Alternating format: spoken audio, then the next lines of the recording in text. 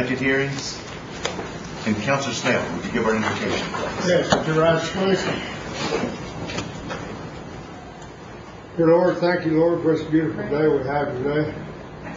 Lord, be with us as we go through these hearings today. Lord, we just pray that you bless our people, bless the sick and the shut-in, and bless our friends, Lord, and comfort them with lost loved ones. Lord, help us in our decision making today, and just be with us as we go through this today, Lord. Thank you. Amen. Amen. And roll call, please. Jack Baker. Here. Kara Callan Watts. Oh, honey. Bill England. Bill John Baker. Here. Harley Buzzard. Here. Julia Coates. Bradley Cox. Joe Crittenden. Here. Jody Fishenhawk. Here. Meredith Fraley. Janelle Fulbright. Don Garvin. Chuck Hoskin Jr. Hannah Glory Jordan. Curtis Snell. Here. Chris Soap. David Thornton. Prison.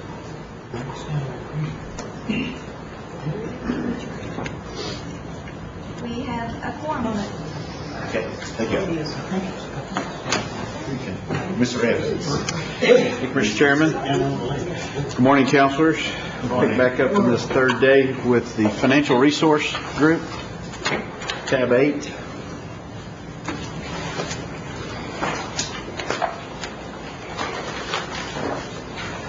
This is a catch-all group, Callie's group that houses all of the government-wide transactions that affect the entire nation, such as debt, capital items, some of our trust items. You'll notice a significant decrease of about $18 million in 09 compared to 08. $10 million of that's related to the judgment funds, and about that same amount is related to Gen Fund Ops with the carryover and the reserves.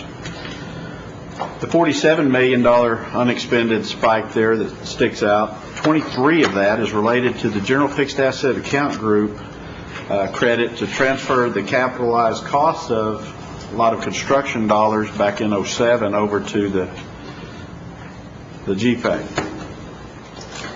So there's a lot of things here that really distort the Financial Resource Group. As you look at this, it's hard to relate this to their operating budget.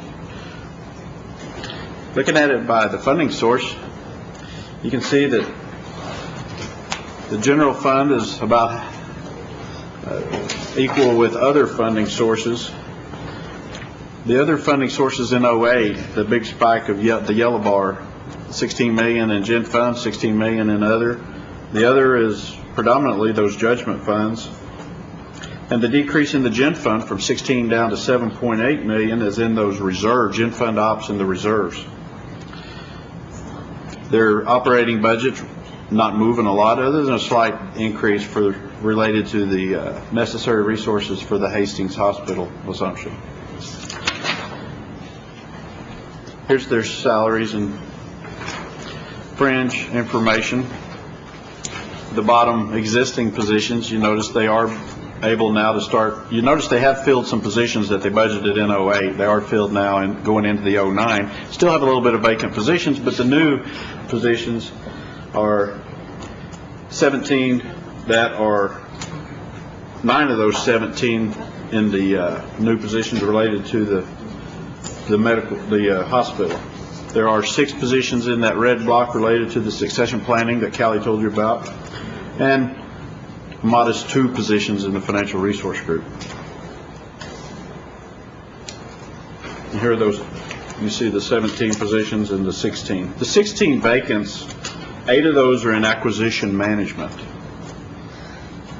4 are in financial resources, and 4 are in support services. When we look at the departments of financial resource, the first one we look at is acquisition management and purchasing. It's 100% indirect cost funded.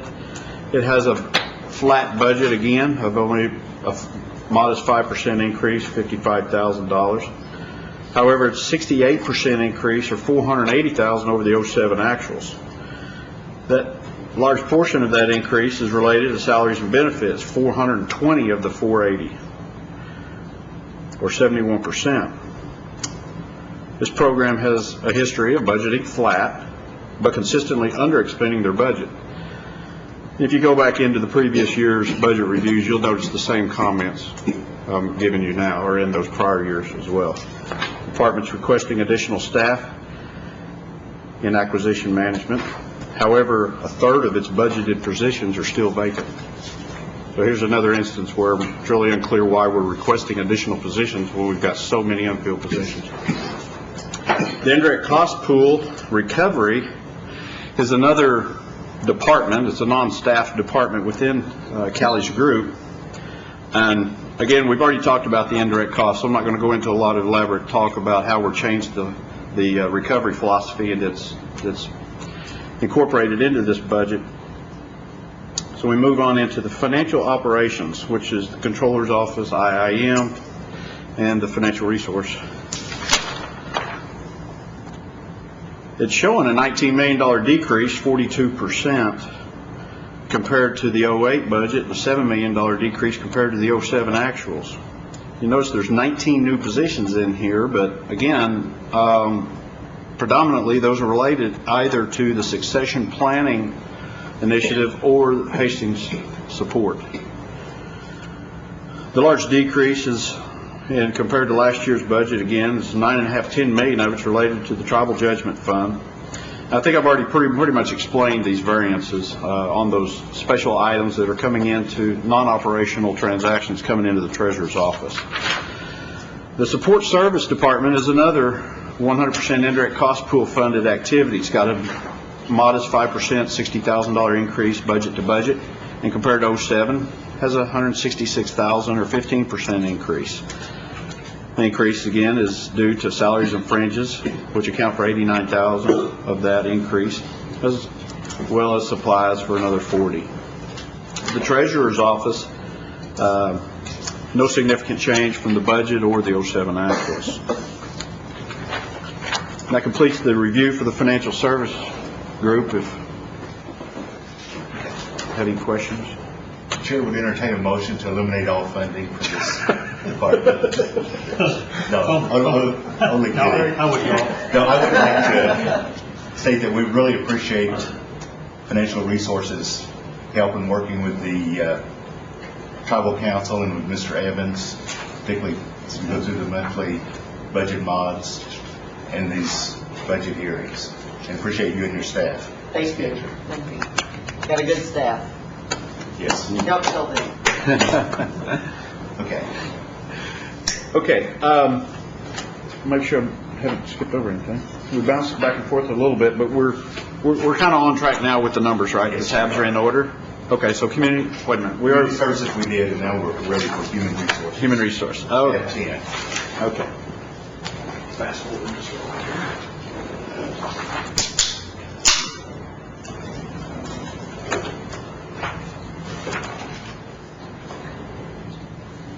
Okay.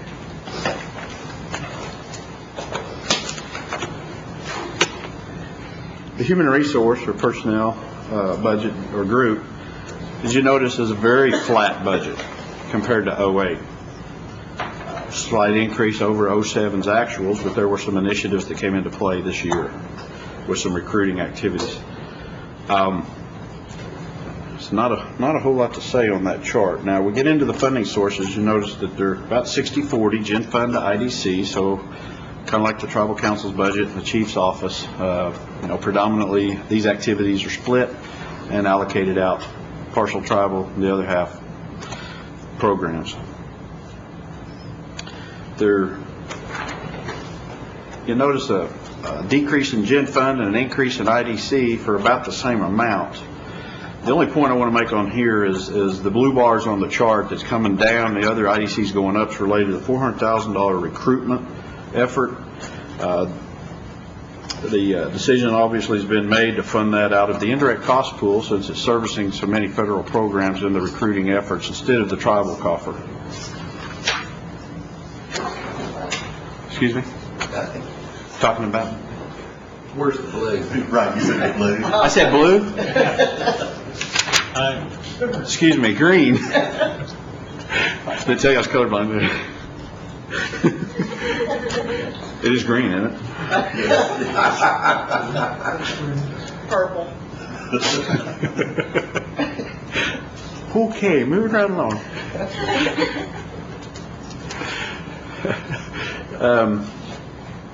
This chart at the top here that's showing, you keep in mind the 2008 existing actuals are actual dollars paid out. It's related to the bonus, the merit employee performance awards that go out to all employees of the Cherokee Nation. All of those dollars are in this budget. Okay, now not the merit increases, the performance award, the bonus. And that's why these are so skewed the way they are. If you want to get to a more realistic level of the human resource salaries and benefits from an operational perspective, irregardless of that bonus, look at 06's level compared to 08's actual existing employee count. Next year I'll try to disseminate a little bit better on that chart. And you'll see a staffing increase in this budget of 7 positions, and they're all in the Human Resource Administration Department. There's only 2 departments in Human Resource Group. One of them is the HR Administration. It's budgeting flat with last year, 1% increase. And it's $1 million increase over 07's actuals, or 22% increase over last year. And it's related to the employee performance bonus increasing by nearly $700,000 over 07's bonus level. Staff training and organizational development has no change in its budget. It does have a 92% or $21,000 increase over 07, and that's because it's the only budget in there is the community history program. So you may have an opportunity to do away with the department in the future unless administration wants to put more activities within that group, but that's the only thing in there right now. Any questions on HR? Okay, moving right along. Management resources, number 11.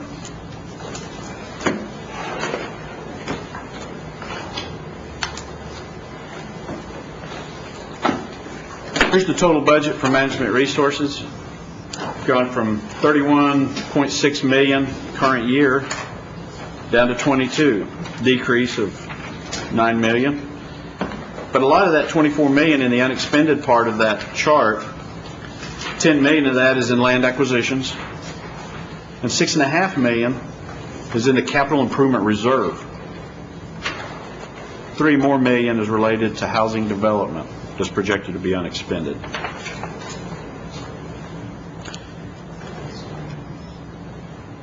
Move right along. Oh, and on that chart, as you look in your book, I've already advanced the slide, but the decrease from 08 to 09 is all related to land acquisition budget going down by $7 million. The funding sources, here you'll see Gen Fund, $8 million decrease, again, 7 of that's the land acquisition budget. Not a lot of movement in the other funding sources. Salaries and benefits. You can see that this particular group has a very strong utilization of their staffing proposal, their staffing plan. High percentage is filled positions. Slight, we've got 6 positions that are setting in vacancies and 6 positions in new. And here's the head count numbers. The new ones at the top, all are in facilities management. They've got a couple of positions in housekeeping, a couple in grounds, maintenance and facilities maintenance. There's 6 positions that are vacant. 2 of those are in facilities, and 3 of them are in natural resources, and 1 other one. Okay, this group, management resources, got 5 departments. Try to get through these 5 departments as quick as possible. Facilities management is one of the larger ones. It's budgeting a $1.6 million decrease, 15%. Several projects and building budgets are decreasing due to the completion of those projects, such as the Power Grounds and Warriors Memorial. These decreases are partially offset by significant increases in the building, structure, property maintenance budget, which increased by $329,000 or 132% in this budget, as well as grounds maintenance budget increased by $154,000 or 47%. The building maintenance budget increased by nearly $200,000. The largest of these increases is the building/structure property maintenance of $329,000, which is a gen fund budget and not allocated to space costs, therefore not recovered from the programs that may inhabit these structures. The significant increase compared to 07 actuals of $8 million, or what shows out to be 954%, is distorted because the $6.5 million reserve for capital improvement is being continued in this 09 budget. The next department's Management Resource Administration. They're budgeting 35% increase, $164,000 budget to budget, with a significant increase being in the salaries and fringes, which account for $111,000 of that. Yet the staffing worksheet remains at 4 positions in the staffing worksheet, same as it did last year. So obviously there's salary increases on those 4 positions. Or maybe changing of positions budgeted in here this year versus last year. There's a $446,000 increase over 07 actuals, or 229%, more than doubling of the budgets compared to 07 in this particular department. Yes. Can I ask a question? Yes, Ms. Jordan. Back on the salaries, you say the number of people did not change, the number of positions did not change, That's correct. but salaries and fringes have increased by $165,000? 111. 165 was the total increase in the budget. Now 111 is salaries and fringes. So you got a 35% fringe rate added onto the salaries. If certain, Isn't that quite a raise for all of those 4? well, yeah, maybe we can get comment by the program. I'm not sure if there's a couple of things that can account for this, but I won't presume to know what's driving it. Who's here on Pretty much you don't have books. My comparison, keep in mind, when I compare this year's budget staffing package, I have no way of knowing what they ended 08 budget with. If they modified their budget to only include 3 positions instead of 4, I have no way of tracking that throughout the Did they have a year. vacant position? Well, that Yes. wouldn't, They did have a vacant, Yes. did they fill it? this is budget to budget, Kathy. Okay. There are 4 positions in this budget. One of them I know was added in 2008, which was a planning manager, and that is a relatively high-paid position. I don't believe that has been filled. We're in the process. Yeah. The 08 budget had 4 in it, too. Right. But It- it may it have was- swapped, the positions may have changed. Well, the 08 budget included that position, but it was not in 07, so that's part of the change. The other part of the change may have been where the group leader was charged. In 08, it's budgeted at 100% for the group leader in this department. Was it ever split? At first, it was split between information systems and management resources at the beginning. Whose department is it? It's our new guy, Jack Farmer, management resources. It was Todd Enlow. So if what I'm hearing is right, we may not have a change in total full-time equivalents, budget to budget, but we may have a change in the mix of those, what positions they actually are. Is that right? Yeah, in 2007, we had a budget that was planning, and that budget in 2008 was combined with the administration budget, which the administration budget, that added 1 new position. That position has been vacant most of this year, even though we have had a detail in there for the past several months. So the positions have not increased, and the job titles have not changed. Well, these are budget to budget comparisons. I mean, we're not comparing to 07 actuals. We're comparing to 08 budget versus the 09 budget and the positions that are being provided for in those, irregardless if they're filled. I'll look at the 08 budget and let you know for sure, but This is Laura's group? yeah, That's okay, you don't. I'm pretty sure it's comparable, but there's been some vacancies there. That's okay, you don't even need to look at it. Okay.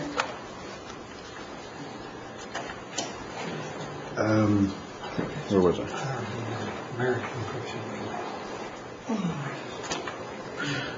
Okay, now that same department compared to 07's actuals has a $446,000 increase, or 229%. It's more than doubled since 07 due to salary and fringes increasing by $165,000 since 07, as well as $250,000 contract service budget now. I'm not exactly sure what that what contract service budget, but there's a $250,000 contract service line item put into the budget as a new item. The natural resource group is budgeting a $7.5 million decrease compared to the 08 budget. And again, it's related to the decreases on the land acquisition budget for 09. This year's budget for land purchases is almost $6 million compared to $13 million in 08. And $2.4 million of actual land purchases in 07. So you can see why these numbers are getting skewed. The budget's funded by the settlement funds of the Arkansas Riverbed. Another significant item in this budget is the addition of 2 new DHASDA-funded activities within natural resources. Housing development for $2.8 million and land acquisitions for $861,000. Both of those funded by NAHASDA. Can you explain why or what housing development is doing over in natural resources? Are we just buying the land for the housing, or are they actually going to build some houses, or what's why is housing not in housing? I'll ask Angie Drews to come up and speak to that, but I believe their role basically is to help identify the properties, because that's where the land acquisition program resides. Good morning. And yes, that is what we're doing. We are working with the Community Services Program and with Marvin Jones's program, and we are identifying the land, and at this point we are also doing pre-development on the land, so that is our role. What do you mean, Angie, by pre-development? Are you doing Determining if it's buildable and whether or not it is going to be able to have suitable infrastructure on it. And are we buying only when we identify that we have families that will want to live in that area? We have an MOU with Community Services that spells out the specific areas that we're looking in right now. Those are related to school, those are related economic development opportunities, and there was a third criteria: schools, economic development, and then communities that we know that there is a need for additional housing. But still, is there anywhere in our criteria, are we asking the families that need housing whether this is where they want to live? That's really a Community Services question. We just have an agreement with them that they say this is where we need you to buy land, and we say, yes, this is what we're going to do for you. So I really can't tell you the details in what's determining the areas where we've been asked to locate this land. So that's really not a question that I could answer for you. We'll say that for, I guess, Marvin's good. Yeah, and I think you just said what I was going to say, because looking at housing development for $2.8 million versus land acquisition for $861,000, it just seems like those ought to be switched if we're going to do anything. I mean, land acquisition is, if you're going to acquire land, it's probably going to cost you more than looking for development of the size. So, anyway, that's probably a Marvin question. Maybe we'll get that hashed out of them. And we have a meeting next week. I think it's next Tuesday, and there's going to be a group of us meeting together to discuss land acquisition for affordable housing. So there's definitely still some things that need to be worked out in the process. But okay, we'll bring that up in that meeting. Well, my concern has always been we try to make people live at a location that they're really not comfortable living with. If they want to live in Stillwell, it's kind of bad to take them to Sequoia County and try to make them live. They won't stay. So I really think somewhere along the line there should be some information given to Angie so that she knows that she's gonna have enough families that even want to occupy that land. Because they've tried this before at the Housing Authority. They bought land all over, and then they couldn't find any Indians to live on the land. And it seems like we're traveling that same road again. Thank you. Okay. Thanks, Angie. Okay, next department's risk management. They have a 19% decrease, $153,000 compared to the '08 budget. They removed the tribal funded risk management combined budget in '09. The $200,000 increase, however, 43% over '07's actuals, is due to the insurance allocation credit of $114,000 in '07 and not budgeting any credit in that budget in '09. I'm not really sure why that insurance credit's not appearing in these budgets. But the '08 budget had an insurance credit. Tribal resource departments disseminated, and at '07 actuals, you can see there was a result of the ice storm assistance of over $2 million. Completes my review of management resources. Any questions? No. Question on page 4, or maybe a motion here.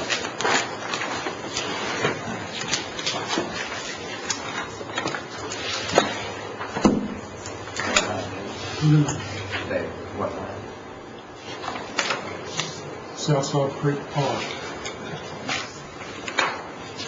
What code is it over there on that paper? Kingsville 360.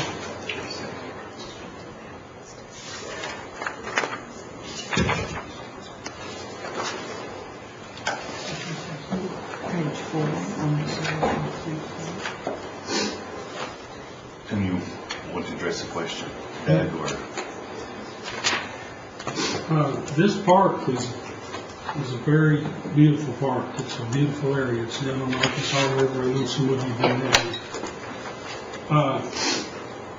We have problems down there with dumping, trash litter, destruction of our property down there. And I noticed that we hadn't put any funding into that park this year. And we actually really need to be a gated park down there with a maintenance position and probably some equipment. But anyway, I would like to make a motion to put $110,000 back into that program, into that park down there. Second. This is Southside Creek Park. Has that been moved to a different area? As far as the development of the Sallisaw Creek Park, that is part of the capital plan. So we do have that considered in the capital plan that will be What about presented. the maintenance? The maintenance, go ahead. We rolled all of our development and maintenance budgets into the land development AU. So if you will look at the natural resources budgets, you're going to see several things that look like they've been zeroed out. And it's because we've rolled them all into land development, and now we have activities under that one budget, so we don't have so many budgets out there. So you still have Sallisaw Creek Park, it's just been rolled into land development. How much funding's been rolled into that? About $110,000 to $15,000. If you'll look at the 07 budget column, you see right above Sallisaw Creek, the budget was $899,069 for land development, and right underneath that was the Sallisaw Creek Park. The requested budget for 09 is $1,164,000, which is basically the sum of those two budgets. Now it's got all these in it too. Yeah. So you withdraw your motion? I'm going to withdraw my motion. Okay. Ms. Fraley? Thank you. Callie, is Saline Courthouse rolled into your? Yes. Yes. Yeah. Shirley? Are there any other questions for management resources? Okay. Thank you.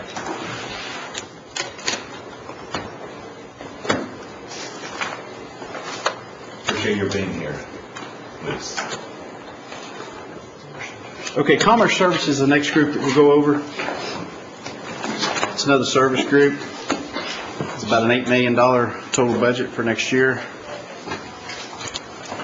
compared to $11.5 million from '08. This $3.5 million decrease, $1 million of that's related to the landfill operation not being included in '09. $1.5 million is related to the mortgage assistance payment, or program, and the intermediary lending program's going down by $1 million. We'll get into those a little bit later.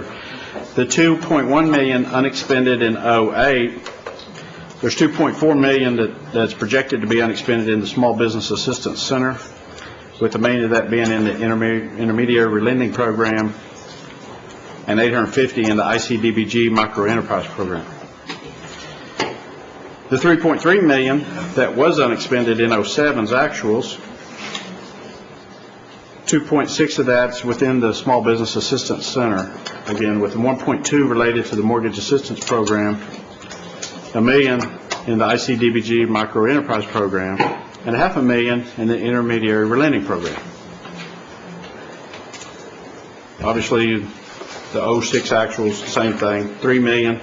It's the Small Business Assistance Center, $2 million in self-sufficiency counseling when unexpended, and $600 in ICDBG microenterprise. Looking at the funding sources of this group, you see that HUD's providing the lion's share of these funds now, still holding from 7.5 funding down to almost $6 million compared to '09. The enterprise, you notice, is going down. It's the landfill. The other funding sources are relatively flat. You will notice also a decrease in the salary and staffing package in Commerce Services that's also related to the landfill. There are vacant positions, as you notice, and historically they're holding vacant positions or unexpended salary dollars in this group. Pretty constant, same level. There are 7 positions that are identified in these vacancies, Mr. Chairman. Chris, did you have a... Oh, I'm sorry. I thought I saw you raise your hand. Here's, you see the 7 positions. Now, the decrease is obviously related to the landfill. The vacancies, there's 3 vacancies in the mortgage assistance program and 3 in the Small Business Assistance Center, and 1 vacancy in the executive director group. There are 5 departments in this group.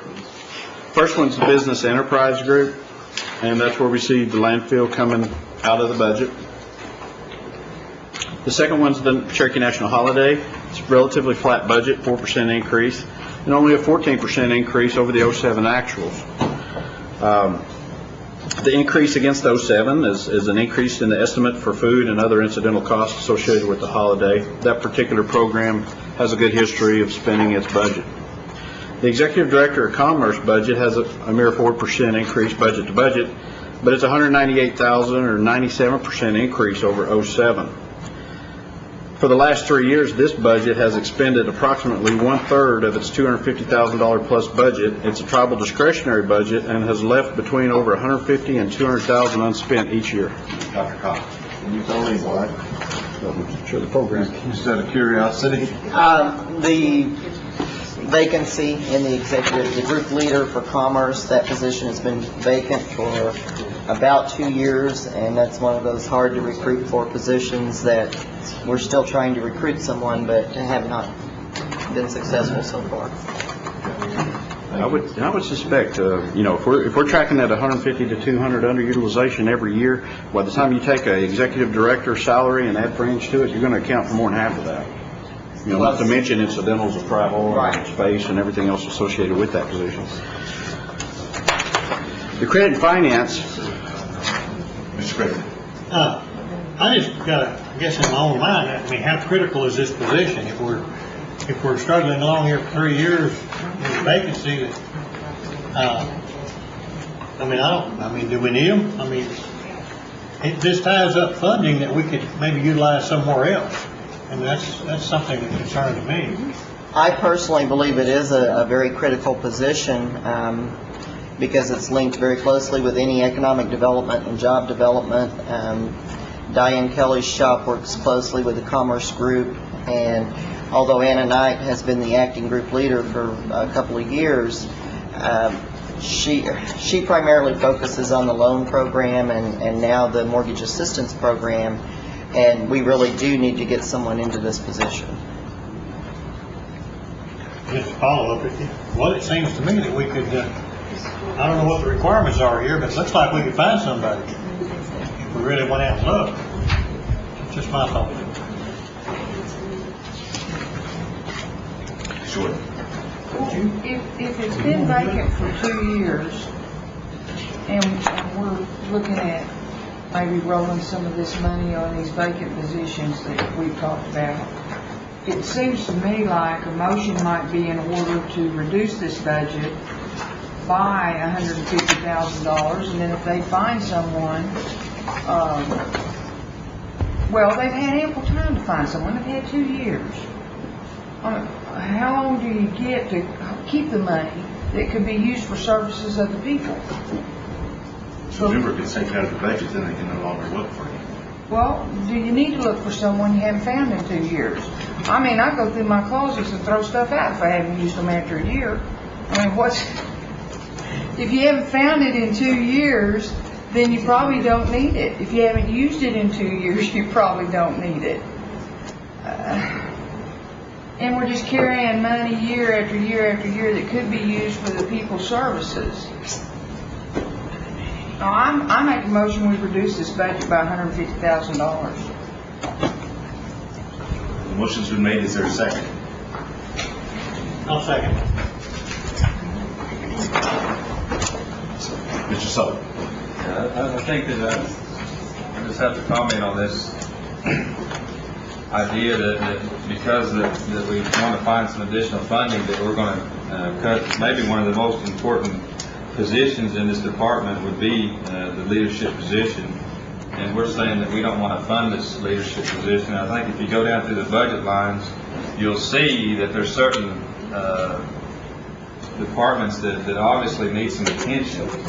So I'm not sure that maybe giving the administration an excuse not to fill the position would be the right course at this time. I think that, you know, if the funding is there to find a position, then it's, you know, it should be the administration's course of action to either modify the requirements, you know, and put somebody in that position that can at least bring some type of organization or increased focus on these certain programs that are going underspent. You know, primarily if you look at some of these mortgage assistance programs and these other you know, programs that are geared towards youth and financial understanding, I think those go a lot further towards helping people in the community in the future versus just providing some short-term service for somebody. So I think that maybe it's time that becomes the focus of the discussion versus just cutting the program's leadership's designated salary or something like that. But that's my opinion. Ms. Watts. Thank you, Mr. Chairman. I just find it's poor fiscal policy to eliminate positions that we know we need to fill because it doesn't give them authority then to fill that position. But in particular with this group, it's now coming into its own from my perspective and how it's going with the new programs that's under its authority and how it's going to look at economic development for the Cherokee Nation and influence our future. So for the folks that would be attracted to this group leader's position, before it may not have been so attractive, but now with the new programs under it, I think that they will probably have more success in attracting a new group leader and recruiting for that position because of that new authority under it. So I think it would be poor fiscal policy and in particular a poor decision to eliminate this position at this time in the budget. Thank you, Mr. Chair. I would withdraw my motion and ask that this be put on the agenda for the proper committee so that it can be reported on a monthly basis until this thing is filled. And we review it on a monthly basis. Because after 2 years, folks, if this was such an important position, it needs to get filled or we need to roll on. Okay. And your second? Yes, Okay. Okay. Thank you.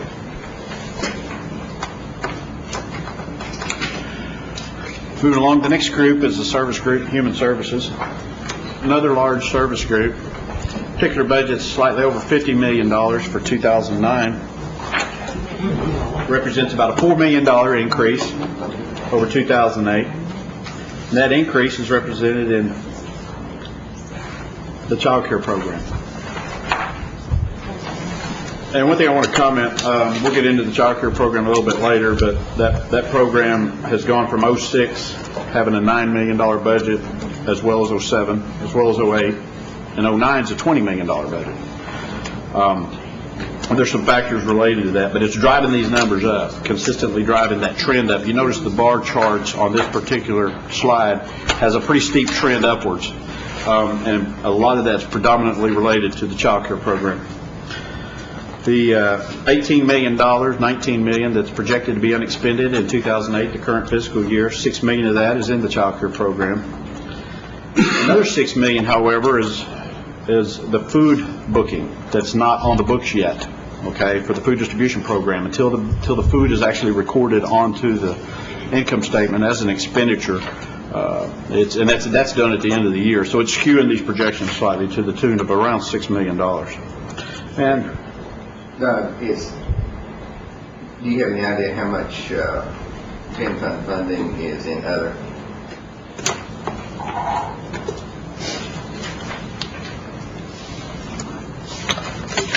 Yes, it would be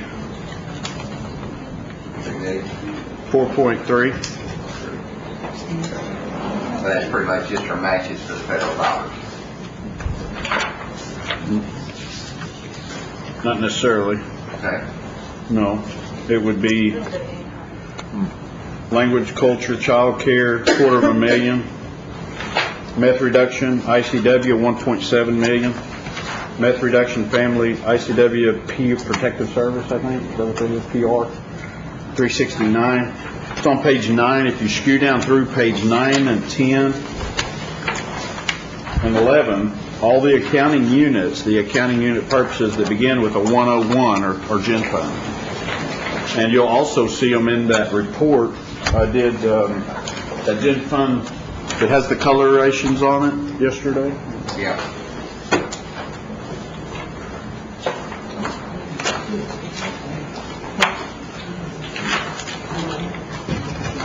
That's probably the quickest way to find all the gen fund programs. Thank you.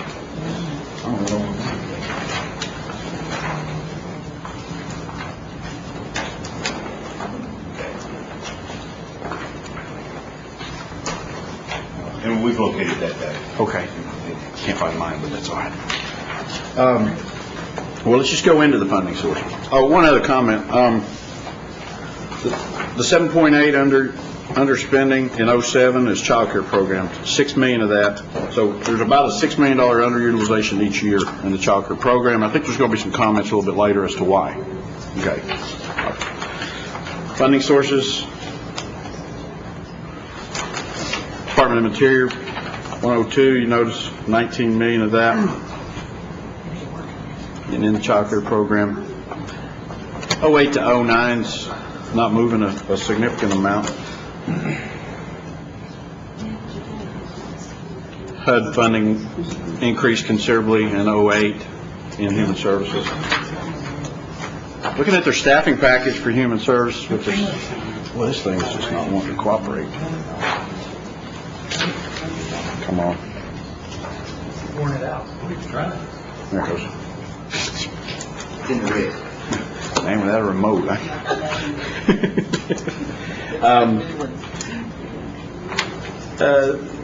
There's a good trend of filling vacant positions here. You notice the existing positions are going up each year and the vacancies going down. That's a good trend there. It still has $1,034,000 in vacant salaries and $1,002,000 in new positions. There's 39 full-time equivalents, or what was calculated as a full-time equivalent within the new positions, and 34 in the vacancies. And we'll see these on this next chart here. The 39 news, 17 are related to the rental assistance program. 11 are in the Children, Youth, and Family Service Group, primarily the child support enforcement. 6 in the Executive Director Group, and 3 in Child Development.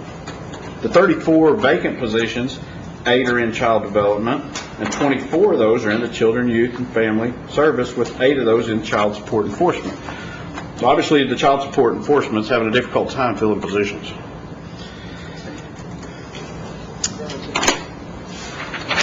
Five departments in this group. First one being the child development. $5 million increase over 08 budget, or 28%, but almost a $12 million increase over 07's actuals. And as I noted, the significant increase in the child care funding from Department of Interior, the program is experiencing significant increase in budgeted funding since 2006, yet is relatively flat on its spending. The budget consistently goes up and spending stays right where it is. The budget's grown from $11.4 million in 06 to $15.2 million in 07 and 08, and now budgeting $19 million in 09. However, the program's expenditures in 06 was $9 million compared to that 11. And in 07, it was $9 million compared to that 15, and it's projected to spend $9.3 million in 08. It's very unclear how the federal funded program. Is there any tribal dollars in child development? The language, culture, child care has a $250,000 budget. That's the only one that's in tribal dollars that's in that department. Maybe Norma could speak to the budget situation. You're asking about CDC. There are some dollars, and I'll tell you, I can't remember how much it is, 125,000 maybe. 250? Yeah, I just let her know. Okay. Okay, that's for, I think her question was. it's gen fund, and it is for the new early childhood project that we're doing with the Kaiser Foundation, State of Oklahoma. Norma, is there any way that $250,000 could somehow come out of this extra federal dollars that we have? The extra federal dollars that we have in that's showing for CDC is actually what we're going to build. We've been building up to build so we can build that new facility in Stillwell. So you may want to ask those two people you're sitting between if they want to use it for that. Okay, so the reason we've consistently carried over is you have a building project on the Yes, we have a couple of them, and that's just really good stewardship by my director, and the fact that we can carry that over for 2 years. So we're set to build once we get the land over there. We can use one at a time. I don't think the Cherokee Nation's going to do any more than the 2 they already have. We'll be happy to help someone get started, but all right, we're always available for consultation. Thank you. Is that land purchase in that building, what are you budgeting for that right now? Well, we hope that the tribe will purchase the land, because it will be the land will be used for the PACE project, which will be built in conjunction with the child care, and then probably some other projects, because we hope that it will be adjacent to the Wilmotty Man Killer Clinic in Stillwater. What I want to know is you've got good stewardship of this money. I want to know how much of it you're going to use to build a building and buy land. Minimum of $3 million for the building and contents. Now, a little bit of that we have to remember. We're going to try to build this in conjunction with the PACE facility, so that will cut down on some costs for both programs. If we share a commercial kitchen and a multi-purpose room and other things, then that reduces the cost for both. But we're not there yet. We're just now beginning to talk about the architecture. We also are doing some natural playgrounds, because you probably don't want to hear all this right now, but some natural playgrounds, and some of those funds will be set aside for that. Okay, thank you. Ms. Frazee. Norma, how do you justify this reduction in Indian child welfare when they expended 121%? Does that answer your question, or does? Manny, you want to come and help me with that? I can't see that, even if you point it out to me, okay? Oh. My eyes are too old, and I probably got away without my glasses. Which one is she on? It looks great, though. Indian child welfare, it's Third of the way down on children, youth, and family service. 480. Okay, that is one that, oh, DOI, but we also get, it's a new thing where we claim administrative dollars from the state, and between the 858 or 38 we get from the tribe, we get, it used to be about 240,000, and lately it's been almost 360,000 to match. Yes, and it's money we spend on this grant for foster care and adoption studies, and certain staff that fit in and do that certain kind of work. We do a quarterly claim and get checks from the state. It's called the 4E, administrative cost. We've had that about 3 years. Yeah. Enough with your caseloads building and all these children that are coming in. We wouldn't argue that. Never argue that. What do you need? Well, right now, we're actually doing fairly well. Do we need more? Of course we could use more, but we try to be good stewards. I'll go back to that because I've got staff that have been here a long time and they really try to be. And right now, because we do have, there's one thing that we have in child welfare, and you probably can understand, is we have a large turnover. And you saw that in the vacant staff. So that does give us some money that if we were full staffed all the time, we would probably be going to administration saying, help us. And we will do that when we need to, but that is one of the things that does help us out. And the money we get from Gen Fund, the 1010, 147, and 148, has helped with child welfare extremely. Mm-hmm. Okay, so you're not going to come back later and say, help? Unless we get a huge influx, we're not. But we will if we need to. Believe, rest assured. Yeah. We will. But right now, we're okay. Okay. And I'll just leave my Thank you for asking. The budget level for the child development is about it's about 7 million more than your normal operating level for the last several years. So even though you said a minimum of 3, didn't you? Yes. Okay, so you've got room there if the project were to, due to economic conditions or whatever, land costs or whatever might happen, it goes from 3 to 5, you're still within. There's 3 things, and I'm trying to remember the third one. That building, the special playground that we want to build, where we are. We want to revamp those. We don't want our kids using plastic and metal because we found out their minds will grow better if they have a natural environment. So we're really trying to, development is our middle name, child development. So that we're always looking for best practices and things that are going to help our children more. So that's one of ours. The other is, and Penny, you're going to have to help me say this, we have to adjust our reimbursement rates.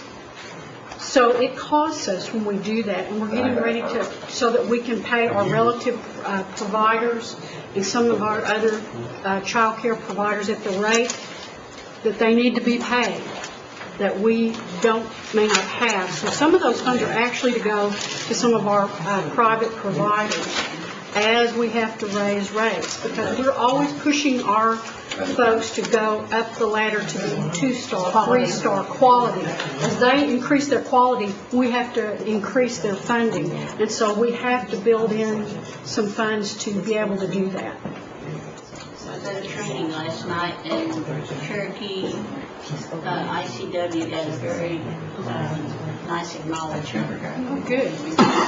I said, well, call on this and we'll present a program for you. Absolutely. I'll make sure someone does that. Ms. Jordan? Yes, Norma, I know in the past year, I've noticed that when we take the kids into custody, there's no money to, let's say the kids want to go into Little League, or join a little football team, or do some extracurricular activity that normally, if they had been in a home with 2 parents, this would have occurred. And I know I've been called upon, and I've gladly done it, given out of my own pocket to make sure that these kids would get the fee to sign up for a little league team or help them get their clothing that they needed for this extracurricular activity. And I'm wondering, is there enough funding in ICW for this? And if there's not, could we maybe create a small pool that they could draw from so that these children that are in our foster care will be able to achieve and be involved in all the activities that any other children would be involved in? Well, first of all, let me ask you, who's asked you for that from my staff? No. Okay. I'm not going there. Okay, no, well, that's what I was hearing, because they should be coming to me No, first. I'm not going there. Okay. What I want to do is make sure that if we have upwards of 200 children at a time in our foster care situation, that we make sure that we have a small pool of money that Norma can draw on, her staff can draw on, to make sure that if those kids want to excel in something in their school situation, that there is money there for them to accomplish that. I'm thinking maybe a small $10,000 fund would help assist to do that. Well, can I tell you how we do that? Okay. One, our children can also use the community youth fund that Sharon Dry uses. So we use that. Cherokee First, I realize that. Yes, we use that. We have some funds in Angels of the Cherokees that we can use that for. That's been considered the angel tree money. But there's still things, I think, falling through the cracks. And they don't fit in the things that you have. And I think your staff does an excellent job, and they are so sensitive to these children's needs. And when these kids are in foster care, this is the one time that we should be able to show them that we're going to take care of them. I still think a small $10,000, it's not going to break this budget, and it would allow her to draw upon these funds and her staff to draw upon these funds to see that these kids are treated just like any other child in the school system at the time that they're under our care. And I will put that in the form of a motion. Okay, the motion's been made. Do I hear a second? Second. Is there any discussion? No discussion. All those in favor say aye. Aye. Those opposed? Motion carried. Dr. Cobb. Dr. Cobb. I just have a question. What's the difference between LIHEAP and LIHEAP administration, and what's the difference between rental assistance program and rental assistance? Administration. Yeah, there's just 4 different lines. I mean, I'm assuming administration means you're administering it, but tell me And the what. other is direct dollar payments to clients or to landlords or such. Can't be used for anything but client services. Okay, so you administrate, you spend a lot of money on administration. That's our staff. Yeah, okay. And then on rental assistance, what's the difference between rental services, rental assistance program? Well, obviously I know what rental assistance, but what's the difference between resident services and rental assistance program? Resident services is what I want to know. Resident services are for people that live in all different kinds of HUD or housing authority. But it has to be HUD. Yes. Okay. In some way related to HUD, and that's the folks who, when you send and they've got a cutoff notice, or they're about to be evicted, or they've had some issue, that is where that's all the pool of money we use for that. But it has to be HUD. That it has to be related to housing, yes. Okay. All right, thank you. Okay, Ms. Fisher. When we're on Children, Youth, and Family Services, clothing for kids. I'm doing my math. That's what, 4,000 vouchers? 4,000?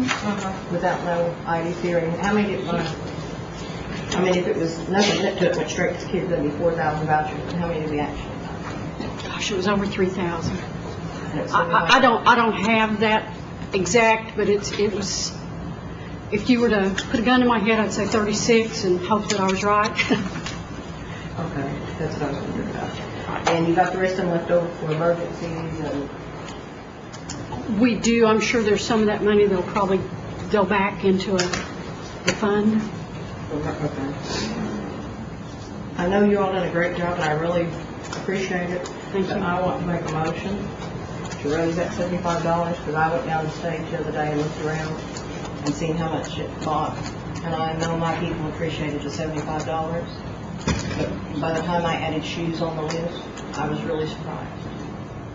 And I want to make a motion to raise that to $125,000. I mean, $125 a kid, which will raise it to roughly $500,000. How much? How much? I couldn't hear. I want to raise it from $75 a kid to $125. So I'd like to add $200,000 is what it amounts to. Okay. I'm right. So the motion's been made and seconded to increase the clothing for kids from $300,000 to $500,000, which would increase the payment from $75 to $125. And it's been seconded. Is there any discussion? Mr. Baker. Praise the Lord. Okay. All those in favor say aye. Aye. Those opposed? Okay. Did you have? Okay. Mr. Buzzard. Norma? Yes. On that stove heating assistance, I see that they're reading that you went down from 280 to 100,000 for the stove heating assistance. I believe that's because That was just the carryover. Yeah. That was just the carryover. But we do have stoves. You do have one. Yeah, and I really can't tell you how many. Again, maybe 20, 25? Something like that. 20, 25. Good, thank We you. should be okay to get started. Thank you. Mr. Snell. Norma, how about your burial assistance? Is this 77,000? Is that enough? We've done okay the last couple of years. Yeah. So, I'm going to say that right now it is. You need to understand how we use that 77 that you all give us. We have the money we get from the federal government, which I think is around 400. I can't remember any on those. We use that first, but there are times when there's a special circumstance. Sometimes we have a tribal citizen who lives within the jurisdiction, has gone on vacation, or gone to visit someone, passes away, and we have to pay for transportation. We can't do that out of the federal funds, so we have to use our tribal dollars. Sometimes we have a very large tribal citizen that passes, and you can't use a regular size casket. We can't use the federal dollars for anything unusual or special, so we dip into our tribal dollars. The same is true for a child. Those caskets are special and have a special price. So we use it for those special circumstances as a rule.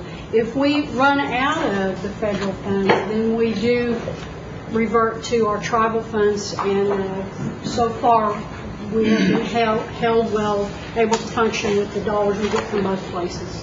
I just want to make sure we had enough size to get a fuzzy box. That is a choice. That is a choice. That's an old joke. Some of you may not have been around long enough to know about the fuzzy box, but that's what we lovingly call the caskets that are covered in cloth, because they used to look a little fuzzy. They don't so much anymore. Even talk to your brother. Are we still not on that pellet program? I know that was kind of a one-time. The REACH program is over. It is over. So there's no more pellets for stuff. We have some pellets left, and we will use those for probably emergency situations, the ones that we have left from that program. Thank you. Ms. Jordan. How are we funded on the senior nutrition side? Are we doing okay there? Right now, I know we have some that we're working with, to force who want startup. The situation is everyone we add, we just spread the money that we have a little further. So right now, we're okay. If we were to have 3 or 4 who were able to open, then it would probably reduce to everyone if we had no more funds. And I haven't talked to Lisa real recently about specifically where some of those folks are that are in the pipeline. You know, they do have to be well organized. They do have to do some things to be able for us to work with them. That is such an important program. It's really the only lifeline a lot of people have with the outside world, so to speak, is that someone's coming daily and bringing food, and also indirectly they're checking on them to make sure that they're still well enough to live without some other assistance. Will you keep us advised on that program? Sure. The more of them that we can set up, the greater I think our network is. But I do agree, if we set up more, it's less money, and this program may need some additional money. And I noticed that there appears to be a small decrease from the 08 funding to the 09 funding, which somewhat, but it also looks like you'd only use 68% of your money through the 31st of July. And I think that's because they use the other nutritional funded programs as well. Right. And this might have gave some relief to this budget. I don't know how everybody else feels on this council, but I want to see that is always funded at an appropriate level, because that is the only thing between, sometimes they're recognizing when the people need more help. Right. And they're passing that along to our other caregivers. We need to keep that lifeline for our elderly out in the rural areas. And one of the things about the budget, Penny can correct me if I'm wrong, but of course there's some things that unless we have at the end of the year some extra funds, then we can buy some of the equipment things, but we always want to do the food first. I know there's been requests for stoves and refrigerators as those things play out over a given period of time. Their life is no longer useful. And we have made some of those this year. I don't want those sites to go without. No, and we won't. We'll let you know. And as we get one coming on board, I'll let you know at our meetings or in my reports. It's just critical. I've had elderly people in my family, and I hope it's there when I get to that point where somebody brings me a meal, because when they live by themselves, that sometimes is the only meal they're eating. Okay. Well, we hope you can come to the site. Okay? That's what you really need to do. Ms. Brady. Okay. Norma, how many participants have you assumed the Healing to Wellness? Yes. Yes. How many participants do you have? We have 9 right now. Do you have any that are on a waiting list? We have no waiting list, no. How many can you accommodate? Well, we could probably accommodate 15 or 20 comfortably. Yes. I think that budget would carry us up to 30. I think we projected, but costs keep going up on our travel. We have to do a lot of travel in that program, and it was reduced from when the grant was over $300,000, and we essentially, when we brought it over, we cut it by $100,000. So we're being very careful, but right now the low numbers are a good thing, because I've got staff. We're trying to reduce several things, reduce some policies, get some things tightened up. That's a very, very effective program in Mays County, and I'm just wondering if that was enough. If you said it's enough right now. We're trying to do on it with 9. With 9, yeah. We'll be adding more. We have 2 that are getting ready to graduate. We're real excited about that, yeah, and have done really, really well. So. Ms. Fulbright. I was wondering, we got several nutrition sites in Sequoia County, and we appreciate every one of them. But I think we discussed with you earlier about the problem at Marble City about the $11,000 vent hood, and I was trying to get them a used one from C&E, And I was wondering if, like, at the end of the year, is there any money left over at all for anything like that, or? That's a most of our events cost less than $2,000, about $1,500.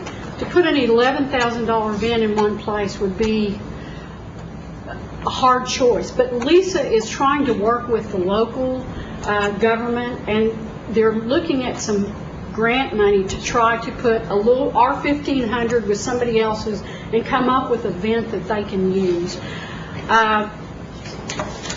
Their situation is they have an extremely long stove, and the way I haven't seen it, but it's been described because I went, why do they need another event? And it's because of the configuration that they have there. And I don't know that can be changed. I haven't asked, but Lisa has told me she's working with some people locally, and I know you were trying to get something. Would that not work? See, I haven't been able to get a used one from them yet, but I'm still working on it. Okay. When they move from West Side, the new casino.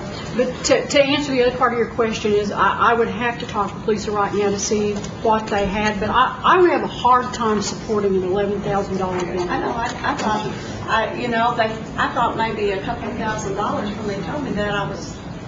But it was because it was a 6-burner commercial stove with a deep fryer on the end. It had to have fire retardant sprays. And I haven't asked if there's been any other bids other than the one. I think that probably came from that site. I don't know that Lisa has asked them to look for other options. Okay, Ms. Fishing-Hall. Okay. I got a bunch of leftover equipment, and I don't want to select, don't think it's that. But how you get $11,000 and $15,000 off is you go to restaurant supply places, like over in California. There's a really good one over here at Baker's. And she's right, it's got to cover the fryer, it's got to have all the setup, just like we do the same rentals as the state does. And you can get $11,000 exhaust for $1,500. And if you get it at an auction, if you happen to see an auction going on, and I'll tell you when one's coming up, you can get it for $700-800. Because all restaurants have, but you don't. I'm not sure if our purchasing would let us do that. Okay. Yeah. But I think that there's a restaurant store. They let us go there if they did it. And I'm not sure about a used, but I think if Lisa can work and we can be a contributor rather than a purchaser, there may be a way that we can. Because most of them already come with that $3,000 part. Do y'all want to discuss what Yeah, and we can. Okay. This? Thank you. Ms. Jordan. Air conditioners, we ran out of them. We ran out of them. We did. Where is that in this study? Is it the coons with the stoves? Stoves. It says stoves. Where it says stoves? I think so. Because didn't we get that? Okay. In the stove, so stoves, heating assistance also includes air conditioning. And I think they just didn't want another line, probably. we funded it for $280,000 in '08. We've already used $111,000 of it, and we're only funding it for $100,000 in '09. I guess it's. We were just budgeting the carryover, actually. Because we're okay on the stoves. But what about the air conditioner? Well, we're out right now of the air conditioners. We're getting you something else. And they're carrying it over. That's all they're doing is carrying it over. So we can use that for. We're not getting any extra money to buy more air conditioners. We can use the $100,000 Right, for air to do the conditioners. It's just budgeted in stoves. It's all Budgeted the same stoves, thing. but we use it for whatever Then you we. don't have no money for stoves. Then you're gonna run out of money, I mean, you're gonna need more stoves. Well, I'm hoping these stoves will carry us through this year. We don't usually put in 25 or 30 stoves a year. But won't you have more people that need, I mean, I think you're gonna have a run on stoves, and I'll tell you why. Yesterday propane was $2.25. But you gotta remember, stoves are only put in where there is a need. We have people who may want a stove, but they've got another way to heat their house. And we can't really put in a stove because someone wants it. They have to be in jeopardy of not having heat.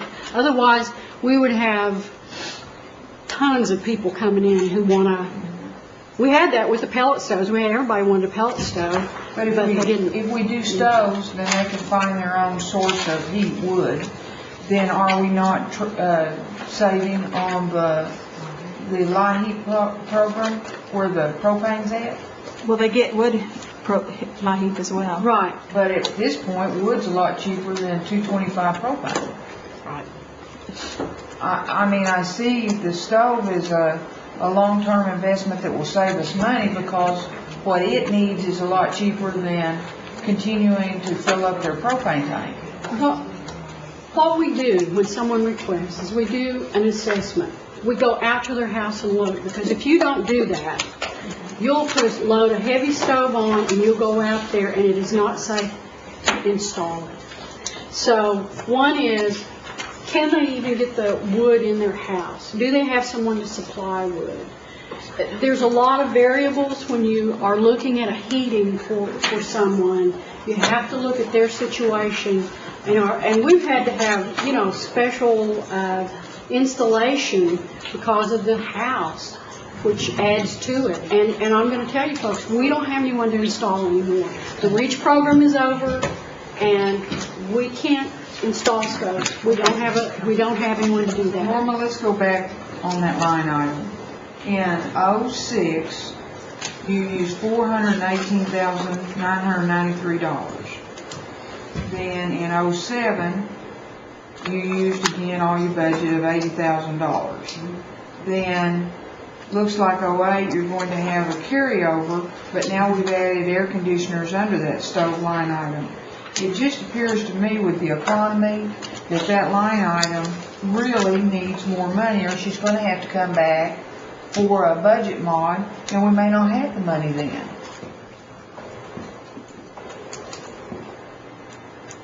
I'm just trying to help you. I understand that. Because I'm I didn't realize stoves and air conditioners were lumped together. I'm going to suggest that you need to put I'm going to make a motion that we add another $100,000 to that 1010453 line item. Is that the proper line item there, Norma? Yes. At 4. Well, the one with the eyes is going to tell you. Yeah, I think that's 5.3, isn't it? Yes. I'm going to second with a friendly that we add /AC I to the line. totally agree with that. AC, air conditioner. So /AC. Okay. Is there any discussion? Discussion on this? Okay. Mr. Gardner. We have a problem down at the forum with a dishwasher. Some reason or another they put in a sterilizer instead of a Wait, dishwasher. that has nothing to do with the motion that's on the floor. Well, I was going to add that to it. Okay. Well, we got air conditioners and stoves and dishwashers. I put that as a friendly in there. Okay, are you going to are you requesting that as a friendly amendment? Yes, sir. One dishwasher? Is that what you're asking for? That's all they need, yes. For, That would usually come out of our senior nutrition. like I said, that's another department that we're talking about. If they put in a request, if they've let Lisa know, They've done all that. they have? Okay, well then I need to look in and see where that is. But there should be funds for that if, You want to give her an opportunity, Dawn, to look at it? yeah. You want to give her an opportunity to look at it? I withdraw my motion. Okay. Okay, Ms. Fulbright. One quick question. Are we still buying pellet stoves or we're going back to wood stoves? You're not going to buy any more pellet stoves. Good. I've got an aunt and hers is broke down all the time. Everybody in the family tries to make it work. We learned a lot from pellet stoves. Okay, Mr. Sullivan. I've just kind of got, I guess the general question is that in some cases, when you guys bring the budget to us, obviously you spend a lot of time analyzing it and looking at it. And you try to get it as close as possible as to what you think that your department is going to spend. Do you take inflation and economic downturn and things like that into consideration when you review your budgets? I think that's certainly, yeah, go Well, ahead. like Is on that part of your self-government analysis? budgets or outside funding, we go with what we estimate we're going to be funded. That's it. And then on gen fund, we budget, like, we don't automatically take for granted we're going to What I'm get. hearing is that we added funds for the air conditioners. Now, it's hard for me to understand that if you had $280,000 in the budget line, why you would be out unless you just ran out of what you had purchased. But we're keep adding money onto the top of it, but in some cases we're saying that we want to free up some dollars, but yet we're tying up more dollars. And I'm just trying to get a clear understanding of if you're saying that we're projecting we're going to spend about $100,000 through the year, and then you budgeted about $100,000. That to me that seems like that's pretty.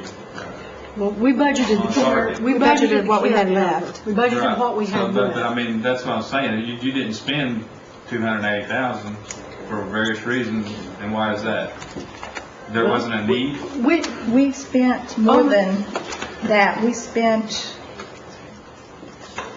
111. It's got projected, and I don't know. That's actuals through July. Okay, and see, 25th. there have probably been a lot more payments. In August. In August for payments wouldn't be reflected. cooling payments. We had a lot of cooling payments. We did a summer cooling program out of this money as well. It's not $280,000 worth of just stoves and air conditioners. Okay, so what, I guess then, if you just budgeted carryover, you didn't really make a projection on what that is. And this is another one of those circumstances where we're putting dollars in, but we're really not sure what it's going to be, so we're going to budget later on in the year or ask for mods and all that kind of stuff, right?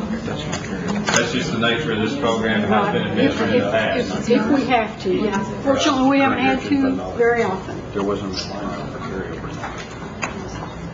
I think it was based on that we had. Yeah, and they came to us a month or 2 months ago and told us they had no money for air conditioning. That's what you're expected to do. Gary Snell sat right up there and said, we're out of air conditioning. And we supplemented a small amount, just to get us by this year.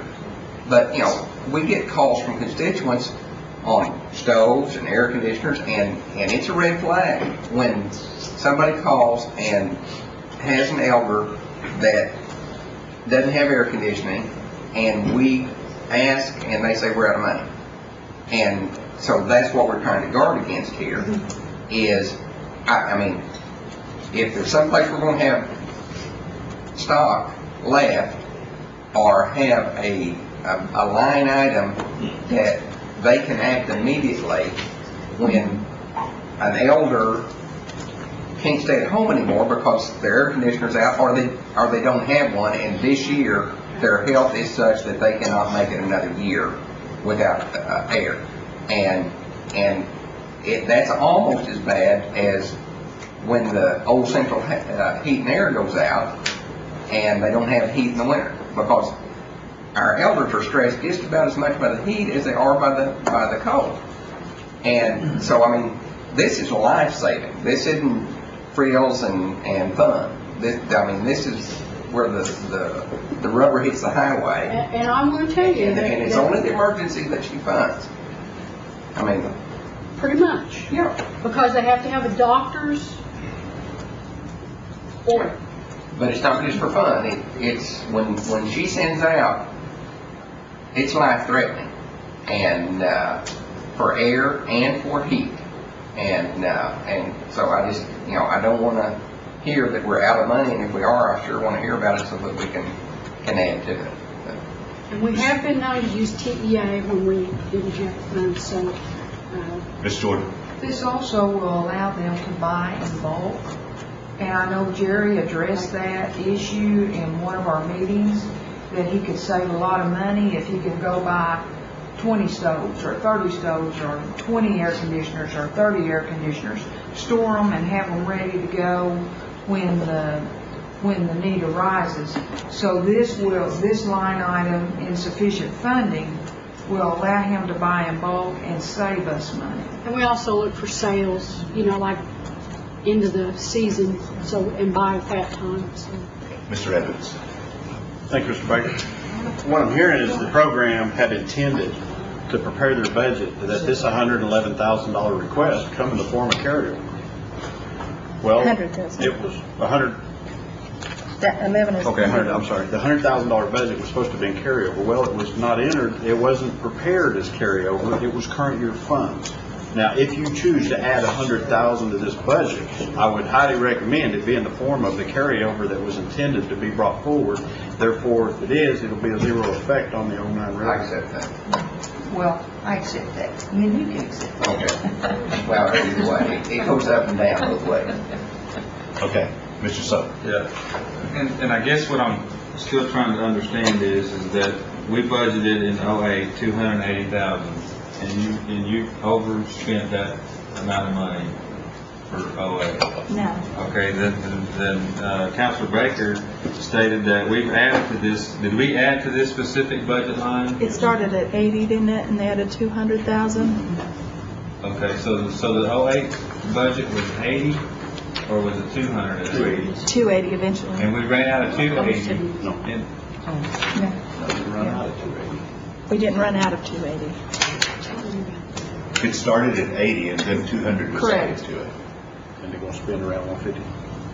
I think it might be more than that because I think that there are a lot of cooling payments. Census report. 180. Okay. 180. That's Okay. where you came up with your projected With the 100,000 yeah. carryover. So are you saying that when you establish your 08 budget, that just goes up every reporting period? It doesn't stay as your 08 target?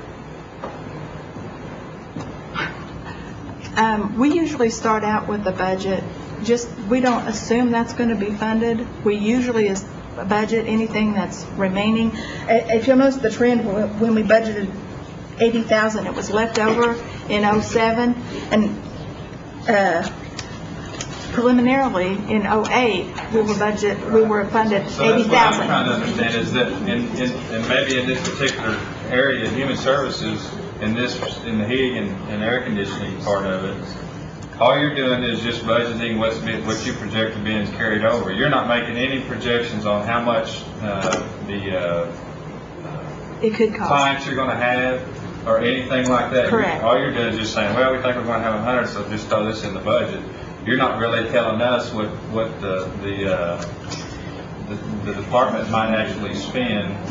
Correct. In a year. You're not really making a guess. You're just saying, roll these funds over. Is that the way that you budget in this particular line item only, or is this the way you budget your whole, say, the family and elderly assistance portion of the? I can add some light to this. There are certain GEN-funded accounting units that are, like every year, they get funded every year and they have a certain amount or they increase a little bit, but we don't usually make that assumption. We usually go ahead and budget them for what they're... Mr. Baker? This has been a council initiative from day one. This is not it's not their initiative. The council started several years ago saying, hey, propane has gone up, we need stoves. And so we funded it. Well, what they've always done is they take their carryover and they bring it forward. Okay. Just their carryover. Right. And then when they run out, we kind of told them that when this gets low, we want to know it because we want to add to it. Right. So this is probably backwards to all their other accounting units. That's what I was saying. Because this has always been a council initiative.